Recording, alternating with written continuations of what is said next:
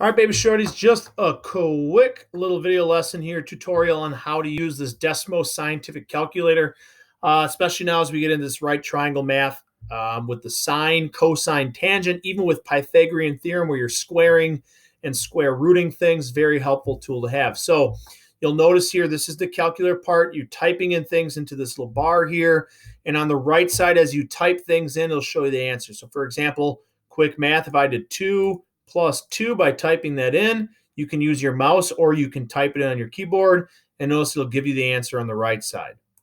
What we're doing here is we are using sine, cosine, and tangent, what are called our trig ratios, which relate the angle of a triangle to the side. So let's say I want to use sine, cosine, tangent. You'll see the symbols here. Sin is sine, cos is cosine, tan is tangent. So if I want to say do the sine of an angle, let's say the angle is 30 degrees, I will type in 30. I then want to close my parentheses. Notice it'll give me the percentage or the decimal of 0.5. Then if I actually wanted, let's say, find the sine of a number, let's say that the length of my hypotenuse was 15, I would just then have to do times and then 15, and it'll give me the length. So it's a real nice tool to have. It does the math for you. You can type it in as it looks, and then you can get your answer here on the right side. There are other things as well. You'll notice up here that A2 means we can square things.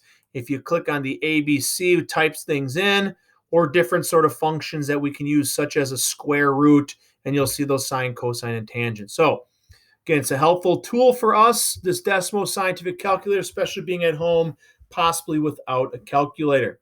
Okay, so get yourself used to this, familiarize yourself with it. It'll be posted on the assignments when you need it. All right, bye now.